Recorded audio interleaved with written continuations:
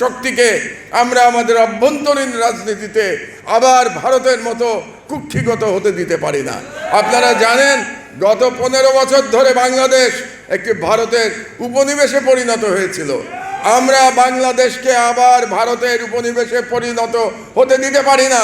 এই প্রশ্নে আমাদেরকে ঐক্যবদ্ধ থাকতে হবে এবং আমাদের এই ঐক্যে যে 3টি বিষয় আপনাদেরকে বললাম, যারা ফাটল ধরাতে চাবে তাদেরকে প্রতিহত করতে হবে, সে যেই হোক না কেন তাদেরকে সম্মিলিতভাবে আমাদের প্রতিহত করতে হবে।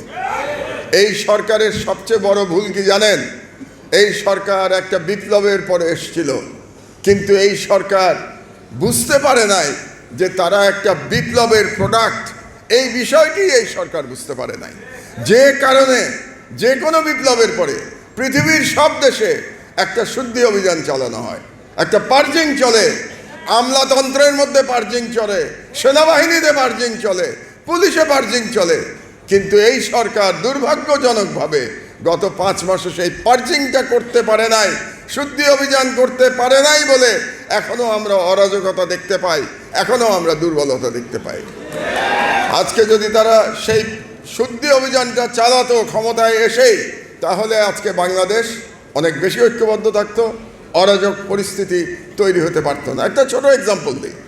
গতকাল সরকার হঠাৎ করে সব কিছুর দাম ভ্যাট বাড়িয়ে দিয়েছে, সব কিছুর উপরে, ওষুধের উপরে ভ্যাট বাড়িয়ে দিয়েছে, রেস্টুরেন্টের উপরে 5% থেকে 15% ভ্যাট নিয়ে গেছে। আরে ভাই, সব রেস্টুরেন্ট তো আর বড় লোকের রেস্টুরেন্ট না, গরিব মানুষও তো রেস্টুরেন্টে খায়। তাহলে আপনি সব রেস্টুরেন্টের উপরে 15% ভ্যাট বসালেন, এটা তো দরিদ্র মানুষের রেস্টুরেন্টের উপরে আপনি ভ্যাট বাড়িয়ে দিলেন। তার মানে কি, গরিব মানুষের খাবারেরও আপনি দাম বাড়িয়ে দিলেন। আপনি পোশাকের উপরে 7.5% থেকে 15% ভ্যাট বাড়িয়ে দিলেন। তাহলে একটা কাপড় কিনতে গেলেও তো তার মূল্য বৃদ্ধি হবে, ওষুধ কিনতে গেলে মূল্য বৃদ্ধি হবে। এই যে সিদ্ধান্ত এই সরকার নিয়ে নিল, এর মধ্যেই প্রমাণিত হয় যে এই সরকার বিপ্লবের চেতনাকে পুরোপুরি ধারণ করতে পারে নাই। যদি বিপ্লবের চেতনা তারা পুরোপুরি ধারণ করত, তাহলে এমন একটা সিদ্ধান্ত নেওয়ার আগে সমস্ত অংশীজনের সাথে, সমস্ত স্টেক হোল্ডারদের সাথে তারা আগে আলোচনা করত, আলোচনা করে তারা এই সিদ্ধান্ত নিত, ঐক্যমতের ভিত্তিতে তারা সিদ্ধান্ত নিত।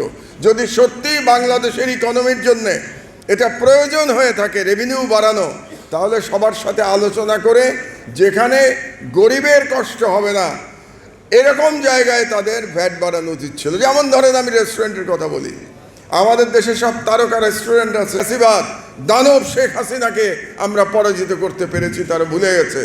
তারা মনে হয় অতি দ্রুত ক্ষমতায় যাওয়ার জন্য তারা ব্যস্ত হয়ে গেছে। উদ্দেশ্যটা এটা হওয়া উচিত ছিল না। উদ্দেশ্য হওয়া উচিত ছিল যে সকলে মিলিতভাবে আমরা এমন একটা সিস্টেম করব, যেই সিস্টেমের মাধ্যমে বাংলাদেশে আর কোনো ফ্যাসিবাদ কোনোদিন ফিরে আসবে না। এটার জন্য সবাই মিলে কাজ করা দরকার ছিল অন্তত কিছুদিন। নির্বাচন যখন হওয়ার তখন হবে, যারা ক্ষমতায় যাওয়ার তারা যাবে, কিন্তু আগে তো আমার নিজের প্রয়োজন, প্রায়োরিটি, অগ্রাধিকার ঠিক করতে হবে।